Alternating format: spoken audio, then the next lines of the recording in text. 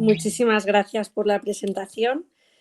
Y bueno, pues sí, la verdad es que la actuación del juez, que recordemos que es juez, Grande Marlaska, está siendo pues cuanto menos inquietante para mi manera de ver y de vivir.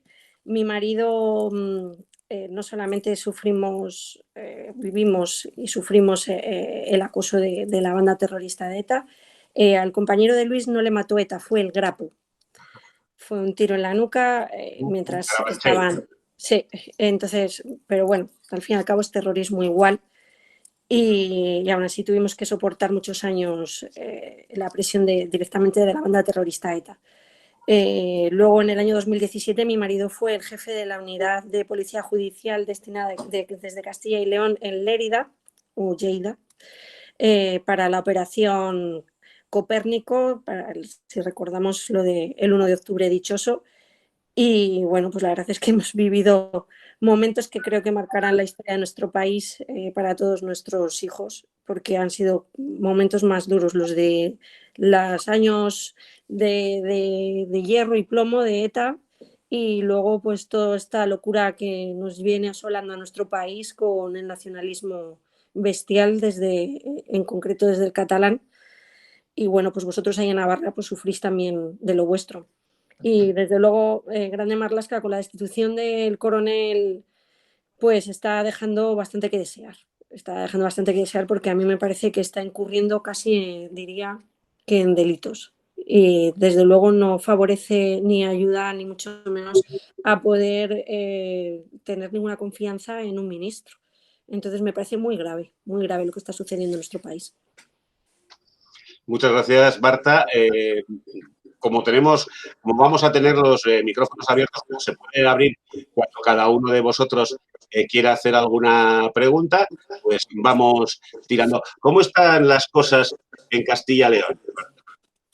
Bueno, pues en Castilla y León os cuento un poquito. El Parlamento lo formamos 81 procuradores, que es así como se nos llama en Castilla y León. No somos diputados ni parlamentarios, se nos llama procuradores por las Cortes.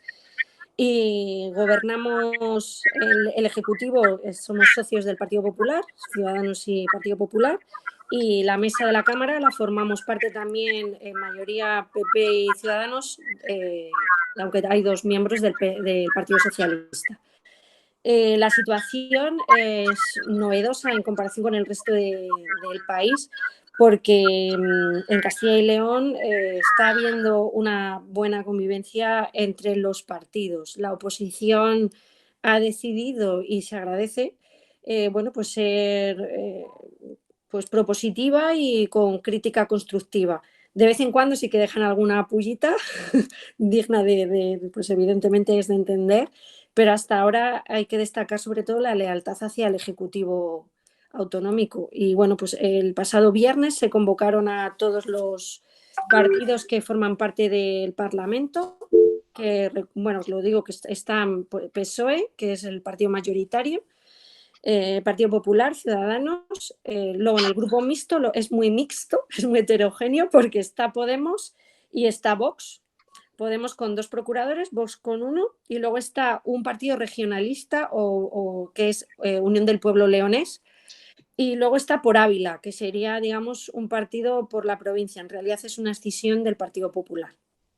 Y bueno, pues vinieron los portavoces de esos partidos políticos, estuvimos allí con el vicepresidente Igea y con el presidente Mañueco. Se hizo una propuesta de 5 ejes fundamentales, que por COVID pues el primer punto y fundamental era la sanidad, el segundo era una recuperación económica y una apuesta por el empleo, el tercero era protección social y servicios sociales. Hemos tenido problemas con las residencias de ancianos y hay que hacer un cambio de ese tipo de trabajo dentro de las residencias y dar una vuelta al servicio sociosanitario. Luego se hizo también una propuesta para el funcionamiento y los servicios públicos. Y el quinto punto de los 5 ejes era sobre la financiación de la comunidad. Queremos tratar de conseguir unos presupuestos consensuados con todos los partidos. Y bueno, pues hasta ahora es bastante positivo. Esto junto con Madrid y y con Andalucía, Castilla-León es una de las regiones, las comunidades autónomas en las que Ciudadanos gobierna o sostiene un gobierno del Partido Popular. Cuando se produjo el terremoto, por así decirlo, del apoyo de Inés Arrimadas a la prórroga del estado de alarma, no faltó gente que decía que era porque se había pactado con el PSOE que si derribar a la Comunidad de Madrid o a la región de Murcia, etcétera, etcétera. ¿Cómo está la salud de ese pacto de Castilla y León? Pues está más sano que nunca. Aquí hay una estabilidad que la verdad es que a veces roza la duda a veces de que qué consejero es de qué partido, porque la verdad es que sobre todo yo creo que esta pandemia ha hecho que el trabajo haya sido tan en equipo que al final Sanidad tenía que trabajar con Fomento, Fomento con Empleo, hay ciertas líneas que se van mezclando, Sanidad con familia, entonces no ha quedado otra que trabajar en equipo y no ha habido colores, lo cual luego a lo mejor ocasiona algún quebradero de cabeza dentro de cuando vuelva a haber elecciones, ¿no? Porque cada uno luego tendremos que tirar por lo nuestro. Pero ahora mismo creo que lo que se puso sobre la mesa fue que había que salvar vidas, que era un problema sin precedentes. Yo creo que la crisis de la COVID-19 nos ha llevado demasiadas vidas por delante y nos ha llevado muchas inquietudes, nos ha traído desolación en la población, más luego el encierro, ¿no? Que estar encerrados, al fin y al cabo, estar carente de libertad, cuanto menos a lo mejor consigues no caer en la pandemia, en el virus, contagiarte, pero la salud mental, esa higiene mental que hay que tener es complicado y también manejar eso, pues la verdad es que te hace como político y como representante ser más responsable. Y bueno, pues la verdad es que el pacto está bastante estable. Miguel, creo que tenías tú algo por ahí. Sí, una de las cosas que creo que ha servido para apoyar todo este acuerdo o consenso es que le habéis dado un nivel de transparencia a lo que se estaba haciendo, cómo se estaba haciendo y por qué, bastante mayor del que estaban acostumbrados en el resto de España. ¿En qué ha consistido y cómo se ha llegado a esta forma de hacer? Bueno, pues yo la verdad es que de eso sí que saco un poquito pecho. Tenemos la consejería de Ciudadanos, además el consejero es Francisco Igea, el polémico Igea de Ciudadanos, el crítico, el vicepresidente y portavoz de la Junta además. Y bueno, en la Consejería de Transparencia yo creo que han primado varias cosas. Primero, tener un equipo muy completo, formado tanto por periodistas en los que van transmitiendo información a diario, técnicos informáticos y luego especialistas en transparencia. Se ha trabajado mucho con la IREF y también con todo tipo de transparencia a nivel europeo. El contacto es diario. Y yo creo que una de las cosas, el éxito quizás principal que ha tenido la transparencia en Castilla y León ha sido el compromiso firme de todas las consejerías de ceder los datos reales sin cocinar ni tocar ningún tipo de datos a la consejería para consentir que sea público. Evidentemente se protege protección de datos, ley de protección de datos y demás, evidentemente, pero sí que creo que eso ha sido fundamental, que pues sobre todo los consejeros que provenían del Partido Popular, recordemos que aquí en Castilla y León el Partido Popular llevaba más de 30 años gobernando, ellos solos, con diferentes tipos de mayorías, y al principio les sonaba un poquillo, les daba miedo, y yo creo que un poquito miedo a lo desconocido, y lo que yo creo que hace más firme y que te da más prestigio es el hecho de que tú puedas defender esos datos con esa transparencia y tan, sabes, que no haya ningún tipo de filtro, sino que es la consejería la que recibe esos datos de las otras consejerías y los va trabajando. Luego tiene pues una publicidad activa directamente que te conlleva una publicidad activa del Ejecutivo para que vea la ciudadanía qué datos publica. Luego, otra cosa que trabaja es que con solicitudes de la ciudadanía, de qué quiere que sean publicado, se llevan también a cabo y se publican. Y luego también el formato, cómo lo voy a publicar, cómo hacerlo atractivo al ciudadano, cómo hacerlo además que se entienda. Y bueno, la verdad es que ha funcionado muy bien. La consejería está funcionando muy bien y de hecho está siendo reconocido a nivel nacional, incluso europeo, a nivel europeo, esa transparencia de Castilla y León. O sea, prácticamente como ha hecho el gobierno nacional, que lo primero que hizo fue cerrar la oficina de transparencia. Pues esa es una de las quejas que nosotros, pues bueno, la verdad es que como hemos mantenido esto de mantener esa libertad, esta lealtad hacia el gobierno central, no hemos emitido críticas lo suficientemente, a lo mejor, como deberían de recibir, pero una de las cosas que nos pareció terrible era que la web de transparencia del gobierno central fuera cerrada. O sea, es que no tiene sentido. No hay nada mejor para que el ciudadano confíe en ti que ser transparente. Pero no interesa mucho, me parece. Es que el hecho de que tengan ocultación de datos, o por lo menos que no quieran enseñarlos, deja mucho que desear. Pues sí, es así. Que todas las áreas... Perdón, Antonio. Digo que en este sentido, que todo lo que tiene que ver con compra pública, como se ha visto incluso en el gobierno central, que quizá no es el tipo de información más crítica en una pandemia, pero que da una idea de si se están haciendo las cosas bien, mal o por aficionados o algo peor.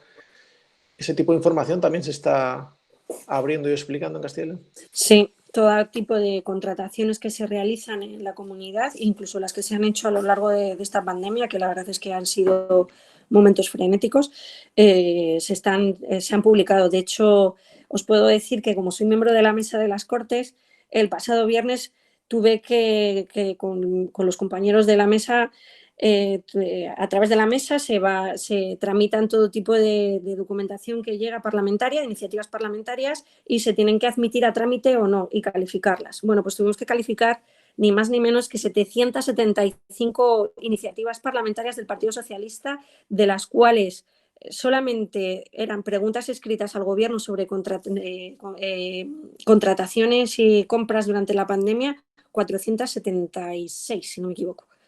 O sea que está todo publicado y por eso lo pueden ver y por eso lo pueden preguntar.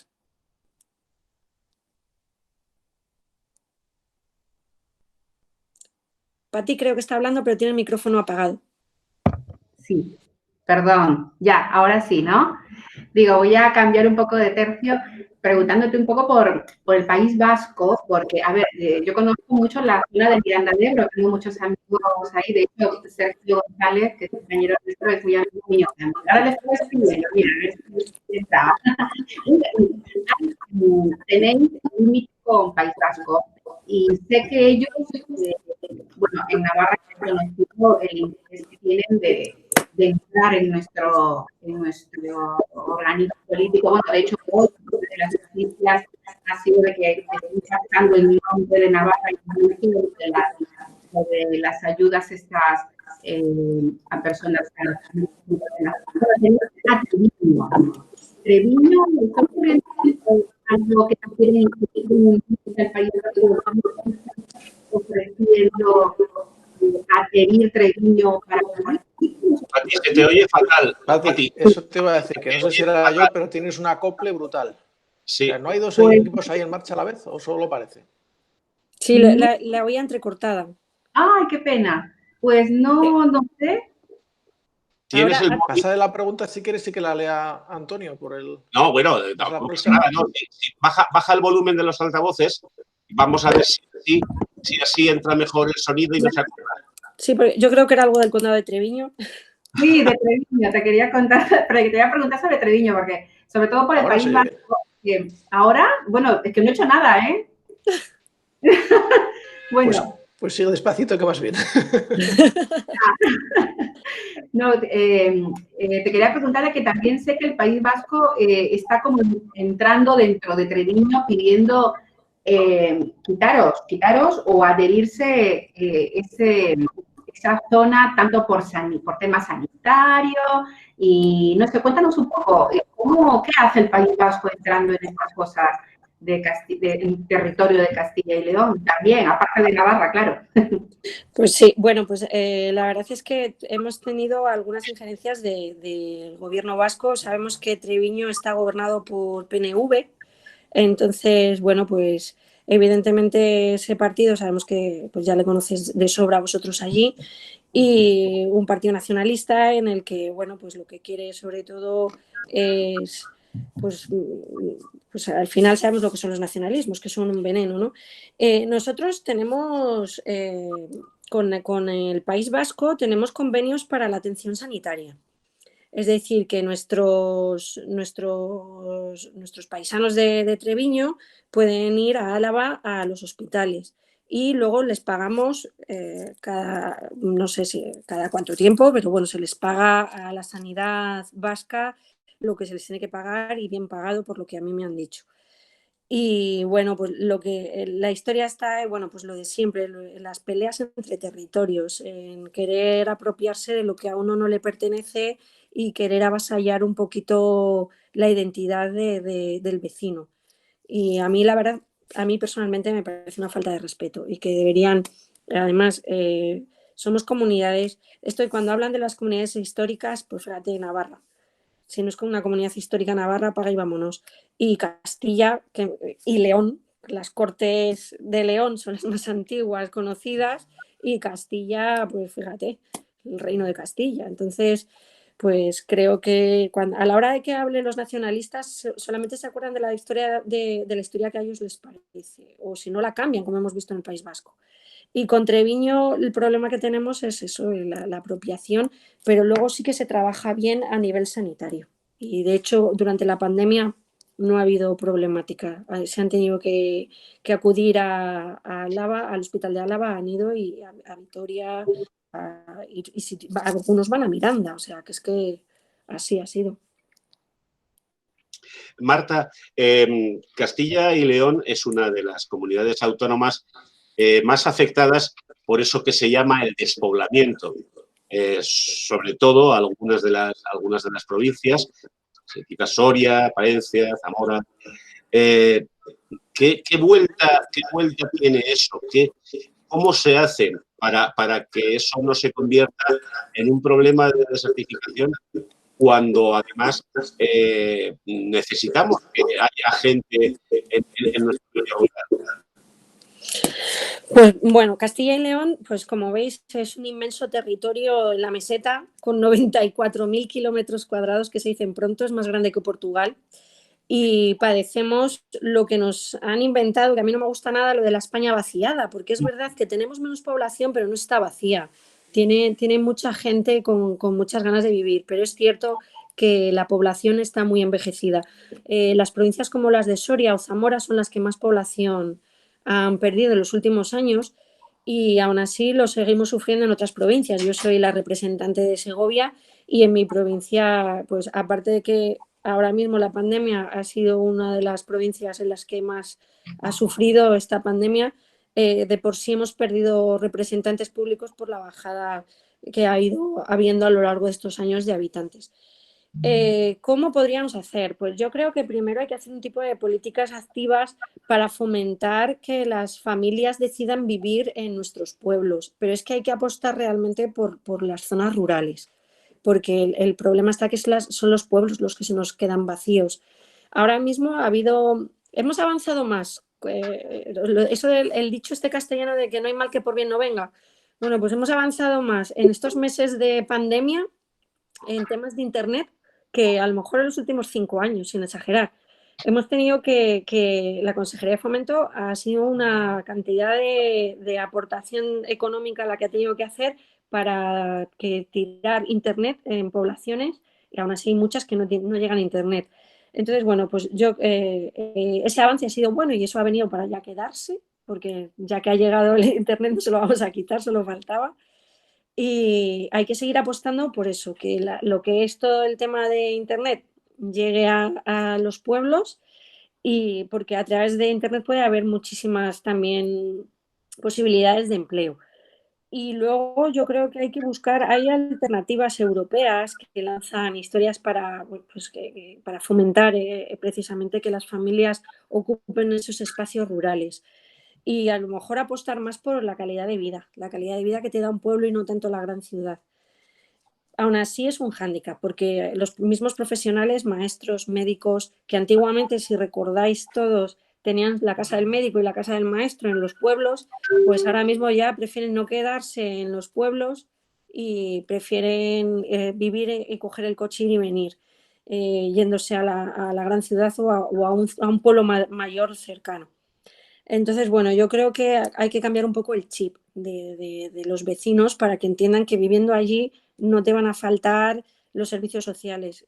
Básicamente que tengan, si quieres que se asiente una familia, tiene que haber colegio y tiene que haber médico, principalmente. Entonces, bueno, yo creo que es por ahí por donde las políticas tienen que apostar. O sea, básicamente un rejuvenecimiento y un equipamiento para que ese rejuvenecimiento pueda mantenerse en esas zonas, ¿no? Eso es. O sea, es que tenemos que dar esa fiabilidad y apostar de verdad por esas zonas rurales. Y luego también, claro, los transportes y la comunicación, no solamente de Internet, sino que yo, por ejemplo, que soy de un pueblo de Segovia, en concreto soy de Cuéllar. Cuéllar es un pueblo grande, es un pueblo más grande de Segovia. Y mi pueblo está comunicado con autobuses a Segovia y a Valladolid. Entonces, hay unos horarios y Cuéllar no está para quejarse, pero hay pueblos en los que, por ejemplo, hay otro pueblo que es bastante grande, que está cerca del mío, que se llama Cantalejo. Para ir desde mi pueblo a Cantalejo no hay un autobús. Entonces, ¿cómo un pueblo con ni más ni menos que tiene Cantalejo de 5.000 habitantes le tienes incomunicado al final? ¿Cómo hacen esas personas para poder venir a Cuéllar y de Cuéllar vayan a Valladolid, por ejemplo? Entonces, ¿qué pasa? Que la extensidad de la comunidad es muy compleja.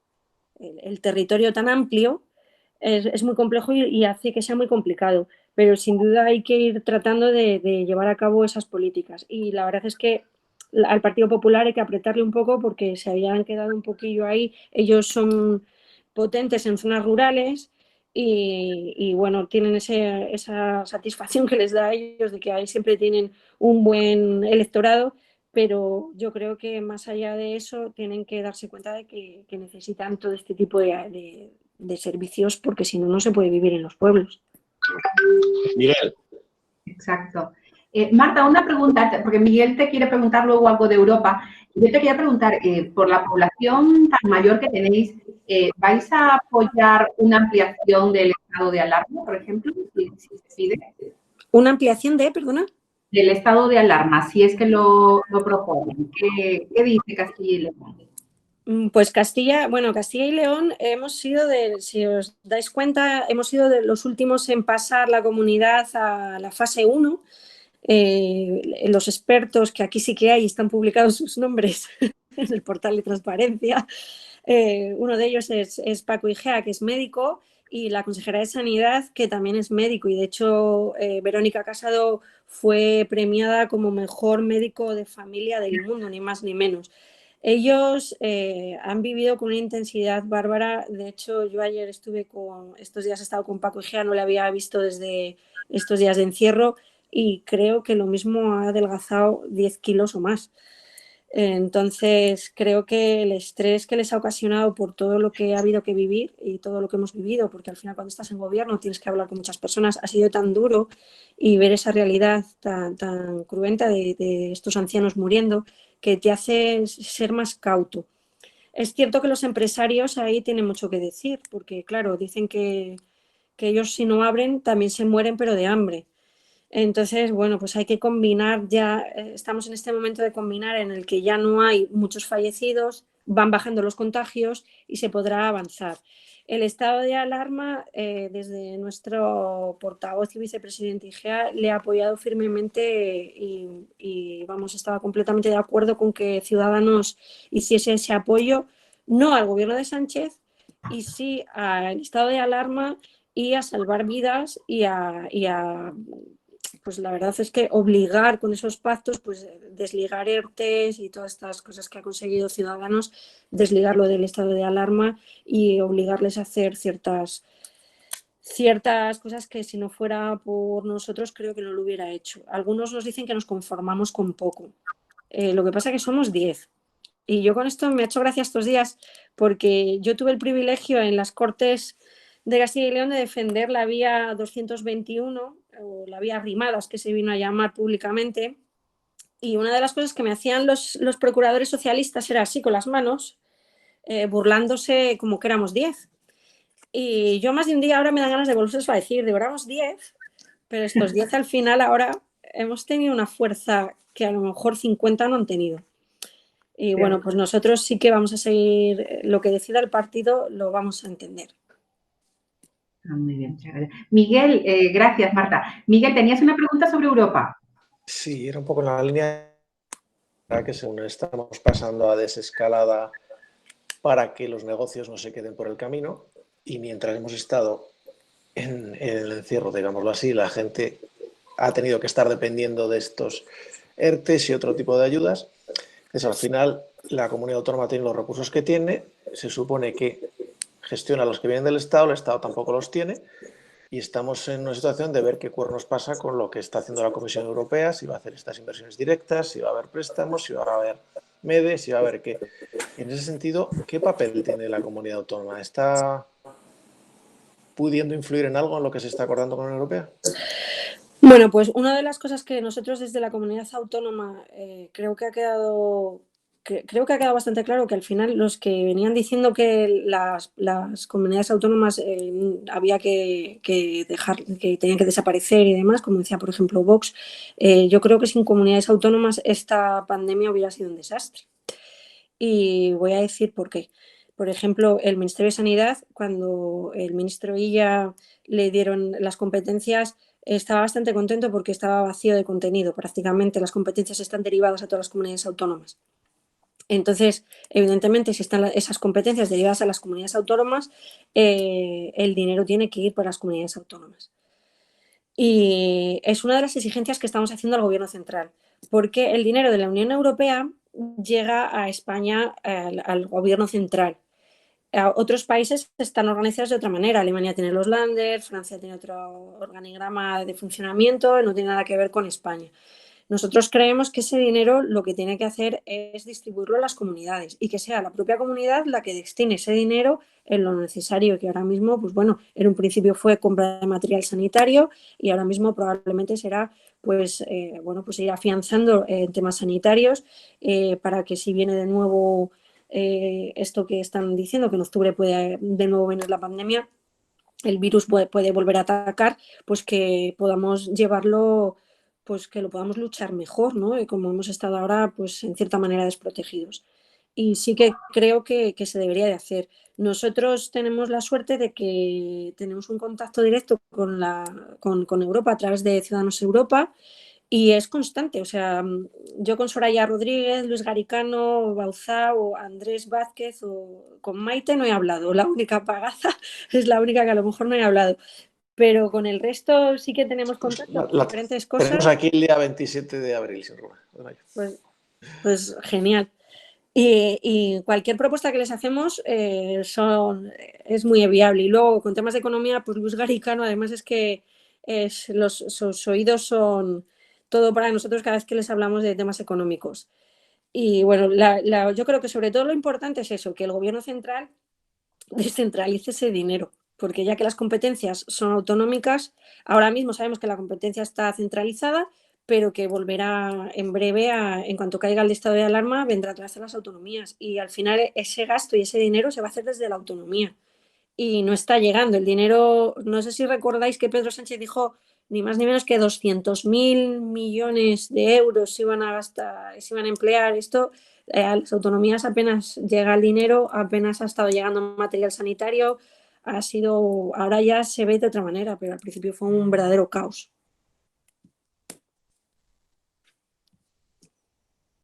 Muy bien, yo creo que Carmen tenía una pregunta. Carmen. Carmen desconocida, ponte el micrófono. Sí, cierto. A ver, ella estaba hablando, dice, a ver, voy a leer lo que pone. Esto puede deberse a que son personas que quieren más el bienestar de la comunidad que seguir la ideología. ¿Se referirá al gobierno, Carmen? Sí. Se refiere a lo que comentabas antes en las primeras preguntas, bueno, a ese entendimiento y a esa, sintonía y armonía que hay entre los partidos que tienen la responsabilidad de llevar la comunidad autónoma. ¿No es así, Carmen? Pues, ¿hablo yo? Sí, claro. Vale. No, Si quieres, vamos, si sí, no, no. sí. Bueno, yo creo que sí, que lo que ha predominado ha sido que el olvidarte de tus colores, de tus... a ver, es cierto que la ideología de Ciudadanos y PP coincidimos en muchas cosas, pero bueno, desde Ciudadanos coincidimos también con el Partido Socialista. Pero es que ha primado salvar vidas. Es que se estaba enfermando una cantidad de gente bestial en cada provincia. Teníamos, por ejemplo, yo tengo una de mis mejores amigas, ha sido una de las que ha estado dirigiendo la planta COVID del Hospital de León.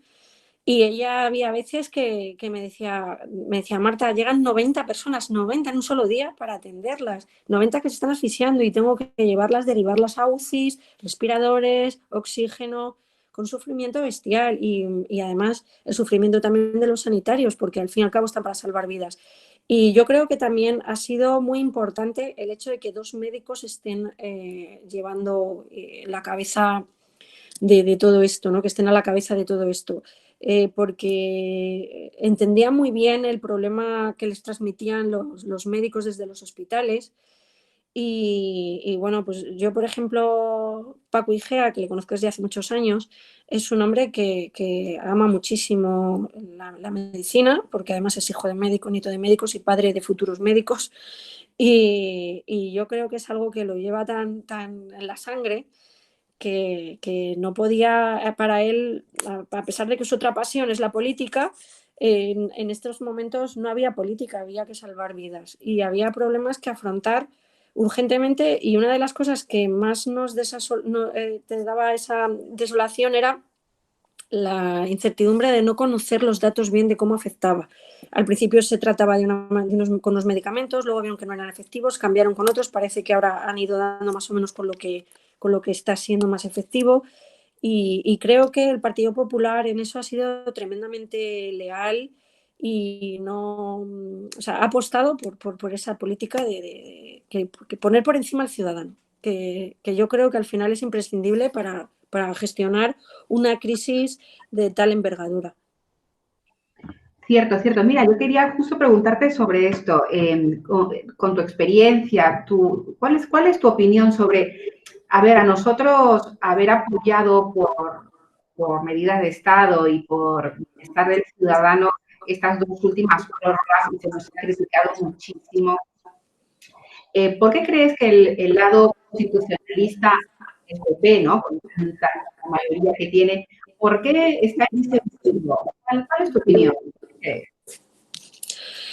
A ver, yo creo que el Partido Popular a nivel nacional han tenido otra finalidad. Yo creo que están pretendiendo encabezar tanto la oposición que hay veces que se pasan un poquito de frenada, por decirlo así como muy llanamente. Aún así, en el estado de alarma, el anterior, el que se abstuvieron, yo creo que ahí se dieron cuenta que estaban equivocados con lo que estaban haciendo. Yo creo que la postura que ellos toman de la negativa, por un lado la puedo entender porque Pedro Sánchez no les llama y no les dice nada, entonces, claro, es que es complicado, ¿no? ¿Cómo negocias con un tipo que no te quiere hablar? O sea, es que es muy complicado, cuando a la vez en las encuestas, que no son las del CIS, dicen que el Partido Popular está subiendo. Pues claro, a ver, yo por un lado creo que el tema de las encuestas, a veces no es bueno vivir de encuestas, porque desde Ciudadanos lo tenemos claro que te puede matar, ¿no? No se puede vivir de las encuestas, pero a la vez también pues te orientan, ¿no? Y yo creo que Pablo Casado, con algunas cosas, evidentemente se equivoca, porque creo que debería de ser él también más proactivo a la hora o sea, yo es que creo que estaría llamando por teléfono a todas horas a Pedro Sánchez si fuera Pablo Casado, y además hacerlo público. O sea, y mando un email, y mando un burofax, yo qué sé, lo que haga falta. Pero que me vean que como jefe de la oposición con el partido mayoritario, estoy intentando hablar con el jefe de Estado, y con el jefe de Estado no, por Dios, que si lo hago jefe de Estado a Pedro Sánchez ya, con el presidente del gobierno. Lo que le faltaba. No, él quisiera. Sin duda. Pues que sin lugar a dudas, yo creo que ese es mi punto de vista, que haría eso. Y yo creo que ahí en esas rimadas ha sabido leerlo, ha sabido leer que tiene que mostrar un partido que esté por encima de las ideologías y acercarse más a ayudar al ciudadano. Ya veremos si ha acertado o si ha errado. Esto, en Navarra tenemos la experiencia pionera en España de Navarra Suma, que unió a Unión del Pueblo Navarro, a Ciudadanos y al Partido Popular, bueno, pues para hacer un frente fundamentalmente constitucionalista y fundamentalmente navarrista. Se va a repetir este experimento en las elecciones que se celebran dentro de un mes y medio en el País Vasco. ¿Qué viabilidad le ves a un proyecto parecido en Castilla y León? Bueno, yo creo que en Castilla y León, bueno, hay que decir una cosa que es muy importante. Nosotros nos pasamos una campaña hace un año echándole sapos y culebras al Partido Popular porque llevaba gobernando 30 años. No es una campaña electoral, ¿eh? Era lo que había que hacer. Y lo cierto era que desde aquí pedíamos poder haber hecho como hicieron nuestros compañeros de Andalucía. Quitar al gobierno que llevaba tantísimos años, en Andalucía eran 40 años de Partido Socialista, y creíamos que lo conveniente era que el Partido Popular dejara de gobernar en Castilla y León, porque al fin y al cabo sus fundaciones, sus alfombras son suyas y es más difícil que puedas a lo mejor hacer esa regeneración como estás presumiendo. Es cierto que una vez que hemos llegado al gobierno y hemos llegado a entendimiento con ellos, nos lo están haciendo muy fácil. Es decir, ellos hacen todo lo posible para que nosotros estemos a gusto con ellos. Claro, también les conviene porque nosotros en Castilla y León no nos pasa como en Andalucía o en Murcia, que no nos hace falta Vox ni nadie. Tenemos mayoría absoluta con solamente nosotros. Y claro, si nosotros diéramos el apoyo al PSOE, pues sería más mayoría todavía, porque las elecciones aquí las ganó el Partido Socialista. El Partido Socialista hasta ahora nos ha estado insultando cada pleno, bueno, pero además incluso compañeros que llevan años allí nos decían que estaban sorprendidos de la agresividad en todo tipo de comisiones y plenos, con insultos, cortes de mangas. Bueno, a mí me acuerdo que un día les dejé los nombres de los asesinados por ETA del Partido Socialista cuando firmaron el pacto con Bildu. Y me llamaron hija de... O sea, que me lo gritaron y de hecho fue bochornoso aquello, unos cortes de manga porque estaban completamente saltados. Y luego, cada vez que hablaban, nos llamaban que hacíamos el pacto de la carroña. Yo eso me hacía mucha gracia. Entonces, bueno, el Partido Socialista enseguida nos ayudó para habernos alegrado de no haber estado con ellos, porque según se comportaban... Y luego el problema está en que con el PP ellos tienen su manera de hacer cosas y nosotros otras. Y aunque estamos estables porque lo principal es pensar en el bien del ciudadano, es complicado algunas cosas, sobre todo en la ley de la transparencia y en quitarles ciertos lujos o privilegios que ellos antes tenían, pues que se los hemos ido recortando y les ha costado. Entonces yo creo que cuando ellos vuelvan, a lo mejor no van a querer estar con nosotros. O sea que no sé yo si aquí tuviera mucho éxito esa coalición. Hombre, posiblemente Paco Mañueco no tiene el mismo perfil que tenían Lucas o que tenía su sucesor, ¿no? Bueno, Juan Vicente Herrera y Juan José Lucas, o bueno, recordar que aquí estuvo José María Aznar, o sea, que es que hemos tenido la cuna del Partido Popular y Alianza Popular está aquí en Castilla y León. Y Mañueco, pues bueno, es un hombre con un perfil un poquito más de consenso. Entonces, es más fácil trabajar con él. Sí, eso es lo que me parecía, más joven, sí. con una trayectoria que viene de ser presidente de la Diputación en Salamanca, también alcalde, etcétera, etcétera, y que quizás por eso tenga otras formas en lo que tú decías, con razón, de que después de 30 años en un gobierno, pues hay muchas gabelas adquiridas, cositas, etcétera, que conviene pulir y remover, ¿no? Sí, bueno, nosotros aquí hemos promovido y hemos la ley del Código Ético, que ya se publicó en el Boletín de Castilla y León, Y había ciertas cosas que estaban incluidas y se llevaban las manos a la cabeza, pero además es que te decían, pero que no voy a poder ir yo con el coche oficial a comerme un lechazo y luego irme a no sé qué, pero ¿por qué? Y decías, pues porque eso no es trabajo, amigo. Entonces te lo preguntaban sorprendido y a mí me sorprendía que les pareciera. Luego te vas dando cuenta que, claro, son cosas a las que ellos estaban acostumbrados. Entonces, como nunca nadie les ha dicho que eso no era lo correcto y que cualquiera que se quiera comer un cochinillo a Duque a Segovia, pues se coge su coche y se va hasta allí. Pues están acostumbrados a eso y a cosas, yo diría, Marta, muchísimo peores, porque uno de los grandes problemas que hemos visto con el PSOE, sobre todo, pero no solo con el PSOE, es la forma en la que se ha abusado de los puestos de libre designación, de los puestos interinos, de los puestos de confianza y de nombrar en la práctica de jefe de servicio para arriba todo lo que se menea. Y cuando lo nombras, creas condiciones que impiden que sean independientes. No vamos a hablar ya de la Guardia Civil, simplemente con la administración normal vemos unos niveles de politización curiosos. ¿Estáis pudiendo hacer algo para limpiar eso? Tenemos una comisión que, bueno, no es una comisión tal cual, está hecha entre PP y Ciudadanos, en la que estamos estudiando todas las fundaciones que existen en Castilla y León y estamos tratando de eliminar las duplicidades. Entonces, por ahí es una de las cosas que estamos intentando hacer. Es que en todas las consejerías el Partido Popular había creado fundaciones, o sea, en todas, y en algunas consejerías varias.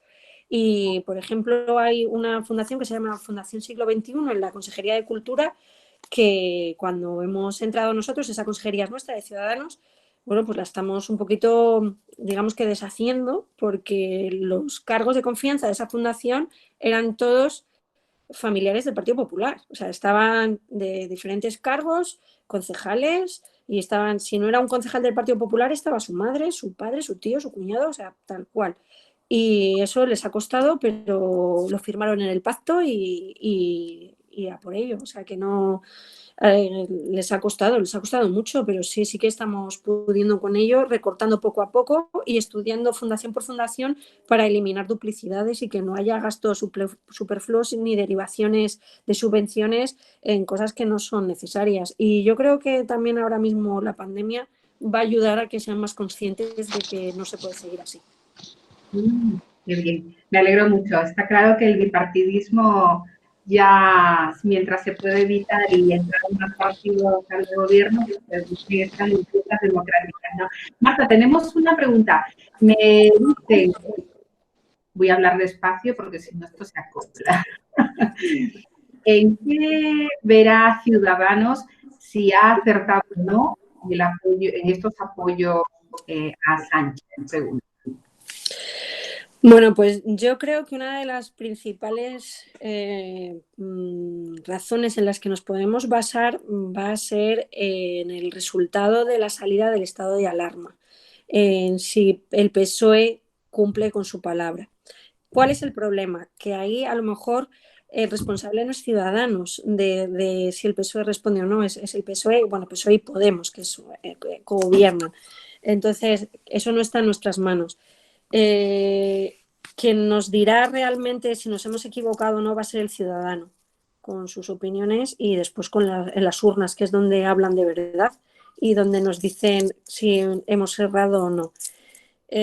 Yo hasta ahora en redes sociales, pues bueno, pues las diferentes que hay, pues tampoco te puedes fiar mucho, ¿no? Porque en algunas, la verdad es que son a veces un poco, con perdón de la palabra, estercolero, porque se mete gente anónima y te insulta y te dice de todo, aunque no te conozca o bueno, o porque pasabas por allí. Facebook y demás, pues a lo mejor se utiliza mucho aquí en Castilla y León, es donde lo que más se lee, porque Twitter en Castilla y León no llega ni al 7% de la población, o sea, que es que, pues ya ves tú qué representación tiene. Ahí sí que te encuentras de todo. Lo que más tienes son críticas, nos lanzan críticas estando en desacuerdo con ello. Y lo que pasa que sí que es verdad que cuando te lo dicen, nunca te voy a volver a votar y ves que tienen el logo de Vox o del Partido Popular y dices, bueno, es que a lo mejor tampoco me has votado nunca.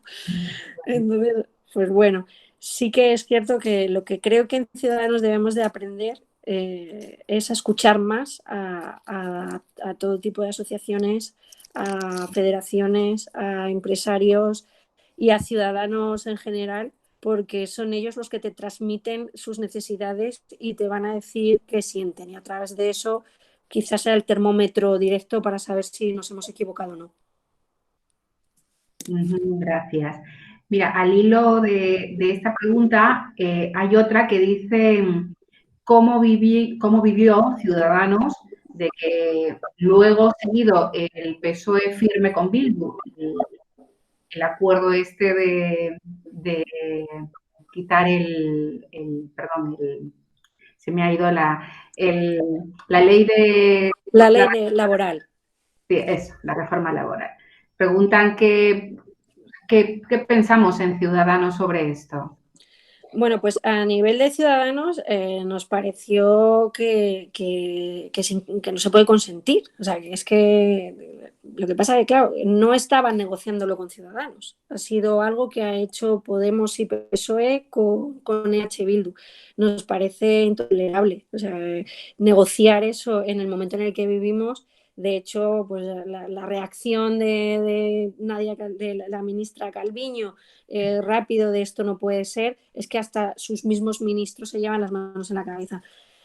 Yo creo que cualquier pacto con Bildu es infumable. Yo personalmente, que he vivido amenazada por ETA y he sufrido la pérdida de un buen amigo a manos del terrorismo, pues es que si fuera por mí ni siquiera sería un partido constitucional. O sea, yo no le tendría con representación. Mientras lo sea, no nos queda otra que respetarlos en medida de lo posible. Me cuesta mucho escucharles. Hay veces que me resulta insultante. De hecho, cuando se constituyeron este último gobierno, precisamente estuve las semanas posteriores en Madrid en un curso de asesoría jurídica parlamentaria y coincidí con Teresa Jiménez Becerril, la diputada del Partido Popular por Sevilla, que fue su hermano y su cuñada asesinados por ETA. Y yo la verdad es que me dirigí a ella y le dije, soy de Ciudadanos, digo, pero yo aquel día que te levantaste y les increpaste, me levanté contigo. Yo no estaba en aquel escaño, pero yo estaba en el sofá de mi casa y me tuve que levantar y marchar, porque a mí me daban ganas de llorar, porque creo que el olvido de tanto dolor no se puede dejar así. No, a mí me parece que no se puede tolerar.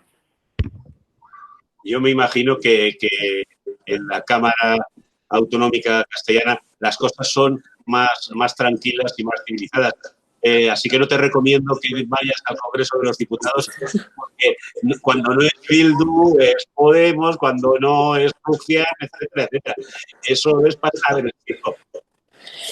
Yo es que lo cierto es que hay una de las cosas que hemos defendido desde Ciudadanos que me parece que debería de ponerse dentro del cambio de la ley de la ley DON para las votaciones, que la representación parlamentaria en unas Cortes Generales, en un Congreso de los Diputados, tenía que tener un mínimo de un 5%, entre un 3% y un 5% de votación a nivel nacional. O sea, aunque sea en tu comunidad, pero que luego el cómputo general tiene que ser eso, porque no puede ser que al final esté nuestro país vendido a Teruel Existe, a BNG, a Más País. O sea, es que lo que tenemos ahora mismo es un colacao de siglas en las que cada uno además tira para su casa. De hecho, Óscar Matute, de H. Bildu, claramente hay un tuit publicado de él de hace varios años, bueno, no muchos, no sé si 2017, 2018, en el que él decía que él no quería gobernar España, que lo que quería era lo suyo. O sea, que es que, claro, ¿cómo vas a dirigir un país así? No recuerdo que decía que lo que le interesaba no era gobernar España, sino conseguir sus objetivos de nación, digámoslo así. Efectivamente. Totalmente. Madre mía. ¿No? Bueno, y ahora incluso tenemos grupos, como ya habrás visto, que ni siquiera son simplemente H. Bildu. Los que estaban reventando Pamplona estos últimos días son gente más a la izquierda, a Berchale todavía, que están en principio pidiendo la libertad de un asesino que ha rechazado el cese de la violencia de ETA. Es decir, es el grupo este que llaman ATA Sí. y que están ahora movilizando la calle aquí, no es broma. Bueno, ya veis que han vuelto a lanzar pintadas en la casa de la líder socialista en el País Vasco. O sea, que es que tenemos demasiado cerca como para quererlo olvidar la violencia callejera y todas las amenazas vividas en la sociedad vasca, navarra y en general en la sociedad española. De hecho, creo que a mí me ha parecido muy grave que todos los altercados que ha habido en Barcelona con la quema de contenedores y todo lo que ha sucedido hace apenas unos meses, se ha dejado como que, bueno, pues es que eran los jóvenes que iban por allí y se habían decidido quemar un semáforo, como si fuera algo habitual. Cuando Sin tenía... detenciones prácticamente, sí. Sí. Yo por aquellos días estuve por Barcelona y estuve viendo, pues al final la curiosidad, pues estuve por la plaza de Urquinaona y les veía bajar y me daban ganas de hacerles una foto porque iban con cascos como de minero, con las luces y llevaban picos y llevaban así, digo, aquí ha venido Antonio Molina y soy minero. Iban por la calle así, te apartabas porque daban miedo. Y luego llevaban una especie de formato en el brazo, en el que era como una especie del programa este que había de cesta punta, que era como para la pelota, un juego de pelota, pues eso lo utilizaban para lanzar los trozos de adoquines. Entonces estaban completamente organizados, o sea, eran pandillas guerrilleras. Guerrilla urbana. Total. Guerrilla urbana, completamente. Y de hecho se tuvieron que proteger a lo bestia a la Policía Nacional allí. Sí. Y Marta, aparte de lo que has comentado ya de introducir un nivel mínimo de representación, digamos, nacional, o de voto a nivel nacional para formar parte del Congreso o del Senado, ¿qué otro tipo de medidas se te ocurre que se puede tomar para cortar estos grupos que no siempre son necesariamente nacionalistas? Lo que has dicho, Teruel no es precisamente, Teruel existe, quiero decir, no es un partido nacionalista, es un partido de interés específico, interés muy particular. Yo es que primero, yo creo que por un lado deberíamos de hacer otro tipo de pedagogía porque está sucediendo una cosa. Nosotros en Castilla y León no tenemos esa problemática, pero tenemos un partido que es leonesista, que está pidiendo la independencia de León y León, el Reino de León, ocupaba, aparte de Portugal, Zamora y Salamanca, ni más ni menos. No sé si querrán conquistar Portugal, pero en Zamora y Salamanca les han dicho que les dejen en paz. Y aún así, el representante de Unión del Pueblo Leonés en las Cortes castellano-leonesas no deja de hacer todo tipo de propuestas únicamente y exclusivamente leonesistas y pidiendo ese tipo de autonomía. Entonces, ha llegado un momento en el que lo que se transmite a la ciudadanía es que si tú eres provincialista, regionalista y nacionalista, vas a conseguir más cosas que si tú vas defendiendo lo comunitario. Y ese mensaje es el que yo creo que es el más peligroso. Yo, por ejemplo, Segovia, que es mi circunscripción, yo soy segoviana, Segovia fue la última provincia en adherirse a la Comunidad de Castilla y León y de hecho se votó que fuera uniprovincial. Y fue mi suegro que estaba en el ayuntamiento de Cuéllar, el que se solicitó que se votara en Cuéllar la decisión, era Cuéllar, los votos decisivos eran los de Cuéllar para si se hubiera uniprovincial o no, y mi suegro fue uno de los que votó en contra de esa uniprovincialidad con otro compañero. Fueron los dos votos que hicieron caer la decisión provincial que provenía desde Segovia capital.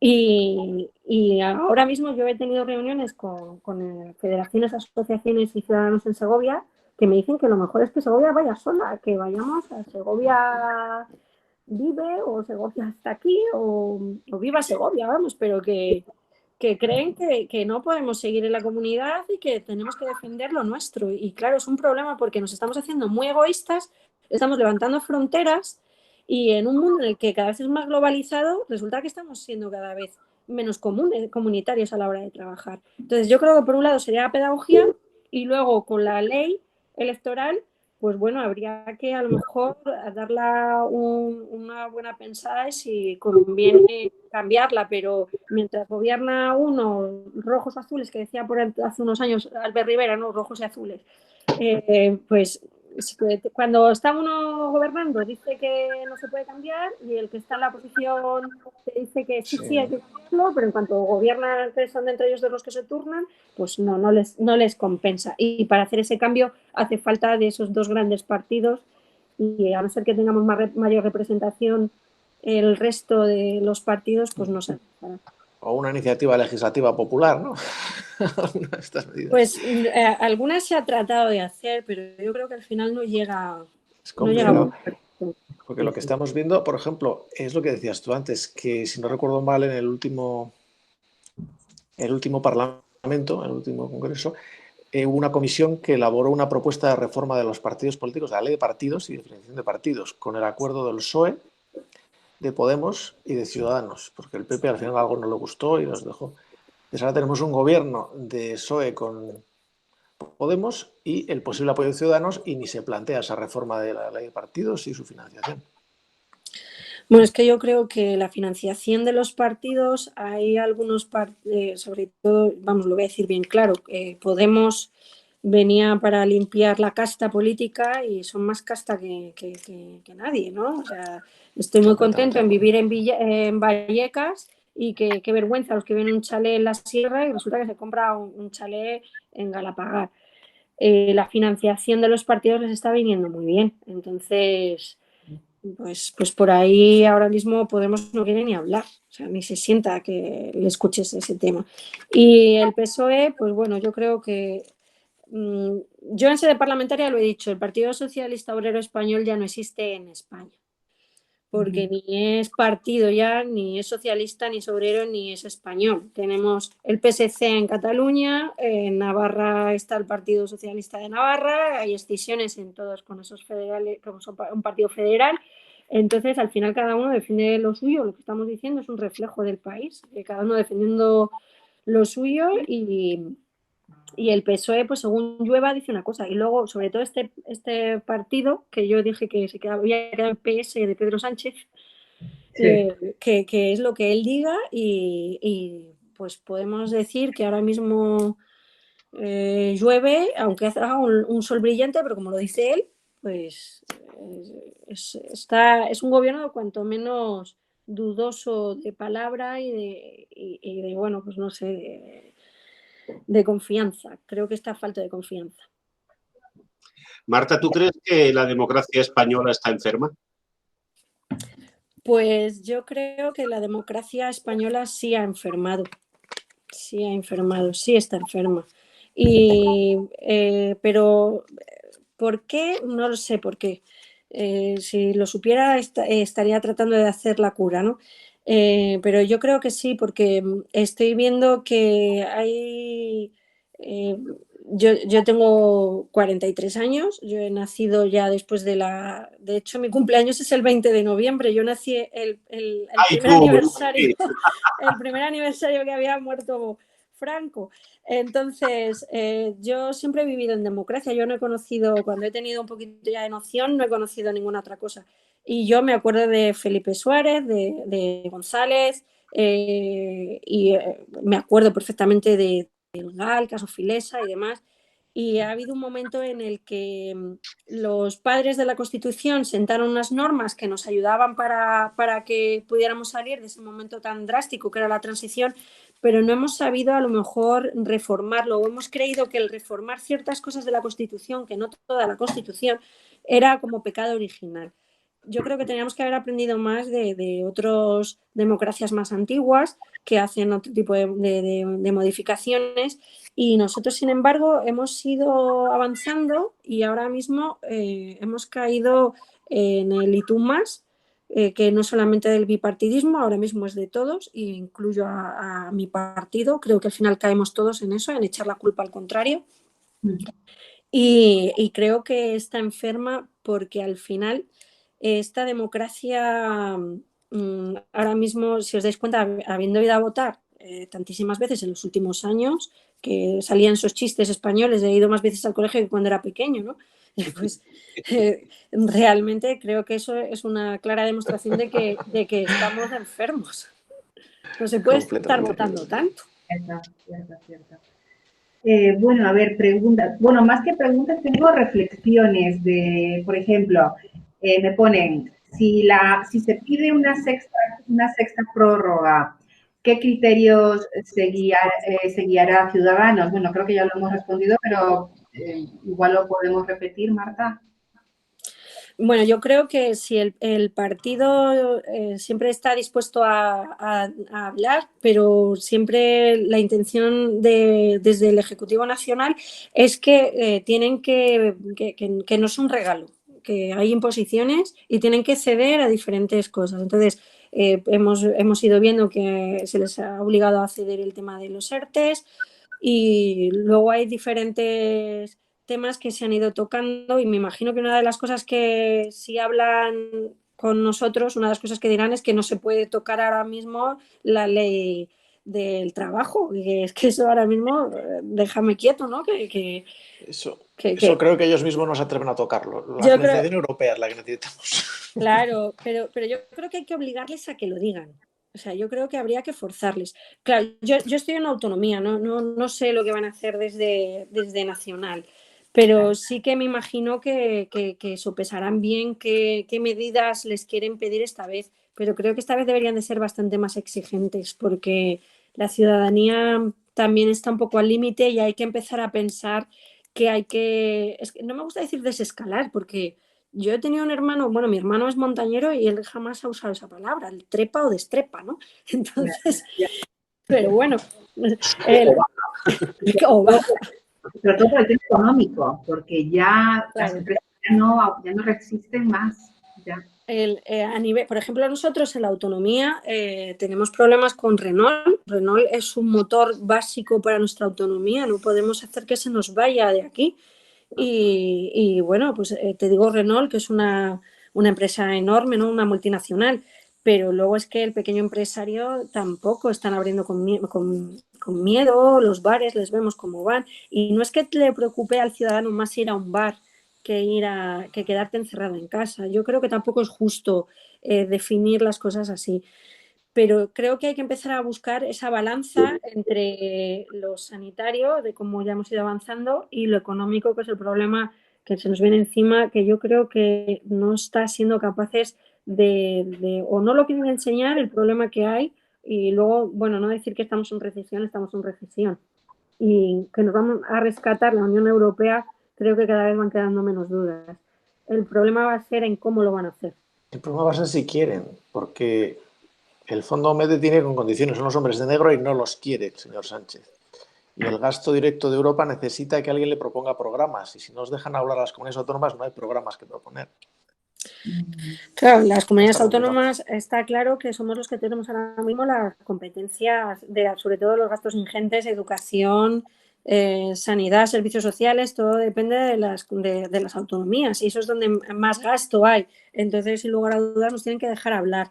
Yo hoy, por ejemplo, he estado en sanidad para trabajar cosas de la comunidad y ellos hoy me comentaban, dice, tenemos este viernes de nuevo un ente territorial y a ver si nos escucha hoy y ya. O sea, para ellos es como desesperante sentarse a hablar con él, porque se sientan todos los consejeros y debe de ser como un poco soliloquio, ¿no? Que cada uno lanza su movida y luego Illa pues va como a su bola. O sea, es como una persona que de hecho lo primero que dijo era que se iba a centralizar las compras de material sanitario a través del Ministerio de Sanidad y tras las primeras compras de productos no homologados, robos y carencias en Turquía y demás, dijo, mira, que es que me digáis cómo lo tengo que comprar porque aquí no hay ni un solo funcionario que sepa cómo se compra, porque eso, las competencias llevan tantos años derivadas a las autonomías transferidas, que claro. aquí nadie sabe con quién tenemos que hablar. De hecho, y perdóname que vuelva al tema europeo, que parece que me guste,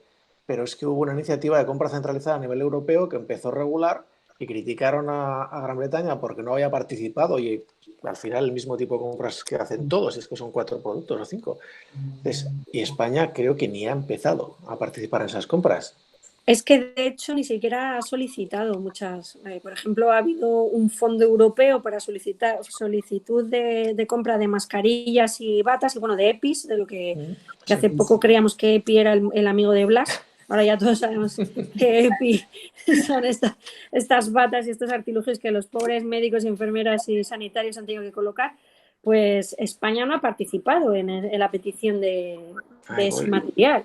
Y es una de las preguntas que, por ejemplo, nuestro partido, desde mi partido, desde Ciudadanos, se ha preguntado a la Comisión de Sanidad a ver si quiere preguntar, a ver si quiere responder que por qué no participamos en eso, si es que lo necesitamos.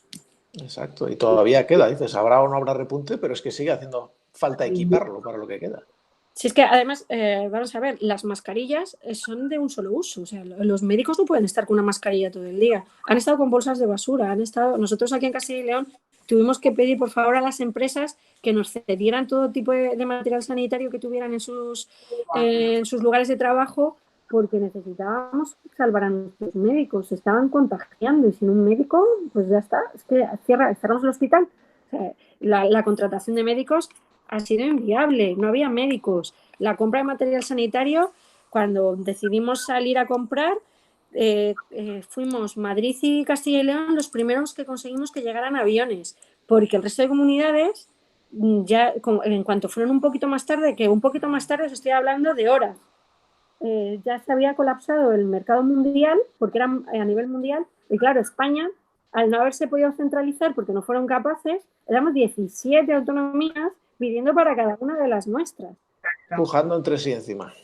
Claro, era un desastre, porque nosotros, por ejemplo, compartimos aviones con Aragón, nos llegaban hasta allí y había parte de material que les tuvimos que ceder. Y luego también, gracias a Dios, que nos llegó material de Inditex, de Amancio Ortega. Entonces, bueno, la verdad es que se va olvidando, ¿eh? Esto de las políticas, Amancio Ortega nos dio material sanitario, las batas ponían la marquita de Inditex y sus tiras, la típica de Zara. Y bueno, pues ha sido, desde luego ha sido una experiencia. Bueno, Marta, ya tenemos hora y media. Esto hay una pregunta y es tan interesante, por lo menos yo lo disfruto mucho, pero vamos a cambiar ya el último tercio y algo más alegre sobre las fiestas de verano que tenemos en España, que son todos los pueblos, celebramos, sabes, ¿no? San Fermín se canceló por seguridad sanitaria. Con Parelo, nosotros somos una peña sanferminera que era nuestro primer año, una pena el poder celebrarlo, pero ¿cómo lo estáis organizando en Castilla? Porque aquí en Navarra aún es muy difícil. Bueno, pues desde Castilla y León se han enviado las indicaciones que nos dio el Ministerio de Sanidad, pero las recomendaciones, porque son recomendaciones, no es una normativa como tal. ¿Qué problema puede haber con eso? Que las recomendaciones cada uno las acepta como quiere. ¿Qué pasa? Que desde la comunidad se manda a las entidades locales, a los ayuntamientos y demás, y ellos son los que deciden qué hacer. Y la mayoría de ellos, pues sobre todo los que han tenido las fiestas más tempranas, pues las han suspendido porque no quedaba más remedio, pero luego hay otras localidades, por ejemplo, yo que soy de Cuéllar y que somos los encierros los más antiguos de España. Cuidado que te saltan, porque no está Pachi, que si no... Porque no está Pachi, que si no le oyes. No, pero eso es así, está reconocido por todo el mundo, ¿eh? Es así. Sí. Pues, por ejemplo, en mi pueblo están siendo muy reticentes el ayuntamiento en decir que no va a haber encierros. Y se ha derivado todo a los ayuntamientos. Entonces, cada uno está decidiendo. La mayoría está suspendiendo. Porque, claro, al principio se planteaban una verbena y decir... verbenas por tramos horarios, pero tú una verbena por tramos horarios cierras es que es imposible. Sí, es ponerle puertas al campo, pero encima para dar una fiesta dentro. Claro, ¿y qué dices? El cachi, mira, no le compartas, no chupes de la pajita, no, es que no sé, es que las fiestas de los pueblos ya sabéis cómo son, y nada de bailar agarrados ahora, entonces al final, pues es un problema. Para eso. Ya. Bueno, no sé, Miguel, Antonio, para que cerremos, ¿no? Pues hombre, yo quería deciros eso, que en las de San Fermín estamos un poquito como el alcalde de Cuéllar, que no sabemos muy bien qué hacer, ¿no? Porque aunque parece claro que no va a haber posibilidad, pues se resiste todo el mundo a afirmar que no se puede hacer absolutamente nada. Ni siquiera en septiembre, no queremos admitirlo, pero parece claro que las de este año, por lo menos en julio, están completamente muertas hasta el punto de que nos han pedido que no planifiquemos ni hagamos nada, incluso fuera de calendario, que pueda atraer a la gente al centro de la ciudad porque sería un riesgo sanitario. Qué pena, porque yo he sido, bueno, yo soy muy sanferminera, porque yo incluso viviendo en Canarias, que he vivido allí 9 años, me levantaba a ver los encierros, que ayer era una hora antes. Y además lo han heredado mis hijos, son igual de toreros. Bueno, mi marido es apasionado de los encierros y lo vivimos en casa todos. Bueno, en Cuéllar yo creo que es que se mama, ¿no? Que es algo... Además, cuando llega en Cuéllar las fiestas son el último fin de semana de agosto y cuando empieza agosto la frase común es ya huele a toro. No sé si en Pamplona también usáis esa frase. Parecido, sí. Y la verdad es que va a ser algo raro que llegue un 7 de julio y no verlo, no sé. Parece que es algo extraño. Igual sacaremos algunos pañuelos de las ventanas, pero parece que no. No, ya haremos algo más, Sí, ya lo sé, ¿ves? Aquí tienes otro rebelde. Si es que, no, yo te lo aseguro, rebelde, pero además ejerciente, militante. Por poneros al día, que sepáis que ha dimitido el número 3 de la Guardia Civil, el general Fernando Santace también. Sí. Joder, pues se van a ir todos. No, hombre, decían que lo iban a cesar, se ve que se ha adelantado. Sí, claro. A lo mejor estaba también en el programa de renovación de Marlasconi. No, parece que se negó también a seguir la corriente de Marlaska. Marlaska le dijo que entonces le pasaba en el ascenso, digamos, sí. Este general, que no era el que le tocaba. Y no sé si le habrán dado a elegir, como a otros que conocemos, entre que te cesen o que dimitas. Qué pena. Qué pena. Oye, Marta, pues ya para despedirnos, decirte que ha sido un placer tenerte aquí, que nos has parecido no solo una magnífica política, sino una bellísima persona, alguien a la que se le nota que su interés en estar ahí donde estás es el interés de tu gente y de tu tierra, y que ojalá hubiera mucha más gente joven además como tú.